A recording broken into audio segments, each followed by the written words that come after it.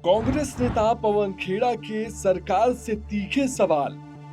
पुंछ, गांदरबल, गुलमर्ग और पहलगाम के आतंकियों का क्या हुआ? किन शर्तों पर हुआ सीज फायर? कांग्रेस पार्टी लगातार पहलगाम हमले और ऑपरेशन सिंदूर के सीज फायर के बात को लेकर सरकार पर हमलावर है। कांग्रेस नेता लगातार सरकार से जवाबदेही की मांग कर रहे हैं। वहीं कांग्रेस नेता पवन खेड़ा ने प्रेस कॉन्फ्रेंस कर एक बार फिर सरकार से तीखे सवाल पूछे हैं। पवन खेड़ा ने कहा कि आज तक हमें जवाब नहीं मिला कि पुंछ, गांदरबल, गुलमर्ग और पहलगाम के आतंकियों का क्या हुआ, सीज फायर किन शर्तों पर हुआ, हाफिज सईद, मसूद अजहर बचकर कैसे निकल गए, सीज फायर की शर्तों में इन आतंकियों को वापस लाना शामिल है या नहीं। आज तक हमें जवाब नहीं मिला कि 2023 में पुंछ में जो आतंकियों ने किया, 2 अक्टूबर 2024 में गांदरबल में जो किया, गुलमर्ग में अक्टूबर 2024 में जो किया, पहलगाम में अप्रैल 2025 में जो किया, उन आतंकियों का क्या हुआ, वो कहां है? आज तक जवाब नहीं मिला कि सीज फायर किन शर्तों पर हुआ। आज तक जवाब नहीं मिला हाफिज सईद, अजहर, मसूद बच के कैसे निकल गए। क्या सीज फायर की शर्तों में इन्हें वापस लाना है या नहीं है? कोई जवाब नहीं। जवाब मांगो, सवाल पूछो तो ये डायलॉग आते हैं। पिक्चरें हम सबने देखी है साहब, हमारा सारा बचपन पिक्चरें देखकर गुजरा है। लेकिन गंभीर विषयों पे गंभीर चर्चा होनी चाहिए या पिक्चरों के डायलॉग होने चाहिए? पूरी विदेश नीति ट्रोल्स को आउटसोर्स कर दी, पूरी सुरक्षा नीति ट्रोल्स को आउटसोर्स कर दी, पूरी आंतरिक नीतियां जो है, राजनीति जो है, राजनीतिक विमर्श जो है, ट्रोल्स को आउटसोर्स कर दिया। ये उसका नतीजा। कांग्रेस नेता पवन खेड़ा ने विदेश नीति पर निशाना साधते हुए कहा कि मोदी सरकार से ये सवाल पूछ लिए जाए तो इनके नेता फिल्मी डायलॉग मारते हैं। इस सरकार ने पूरी राजनीति, राजनीतिक विमर्श, विदेश नीति ट्रोल्स को आउटसोर्स कर दिया है। मोदी सरकार की विदेश नीति का नतीजा ये है कि कुवैत ने पाकिस्तान पर से वीजा पाबंदियां हटा दी है। Kuwait Pakistan labour treaty sign करने वाला है। उधर यूएई ने पाकिस्तान को 5 साल की वीजा अनुमति दे दी है। हमारी विदेश नीति का नतीजा है कि नेपाल, भूटान भी हमारे साथ नहीं खड़ा हुआ।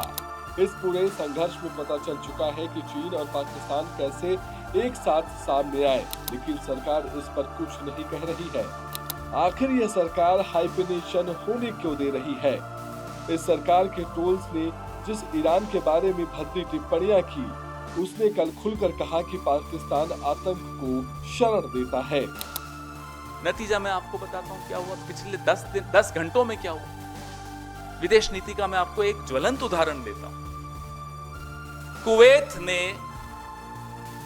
पाकिस्तान से वीजा की रेस्ट्रिक्शंस, जो रोक थी, वो हटा दी। ये अभी कल हुआ। कुवैत में जो लेबर फोर्स है 21% भारत का है। ये भारत की विदेश नीति है कि अब चूंकि अमेरिकी राष्ट्रपति डोनाल्ड ट्रंप ने पाकिस्तान और हिंदुस्तान को हाइफेनेट कर दिया, एक कर दिया, और हमारे यहां से चू नहीं निकली, न प्रेम चोपड़ा बोला, न परेश रावल बोला, तो उसकी ये हालत हो गई कि कुवैत अब भारत और पाकिस्तान को एक दृष्टि से देखने लग गया। जो रेस्ट्रिक्शन थी वीजा पाकिस्तानियों पर कुवैत से, वो हट गई। और पाकिस्तान और कुवैत अब लेबर ट्रीटी साइन करने वाला है। ये भी आप सुन लीजिए। ये है आपकी विदेश नीति का नतीजा। एक और उदाहरण देता हूं, ये अभी पहलगाम के बाद ही हुआ है। UAE, United Arab Emirates,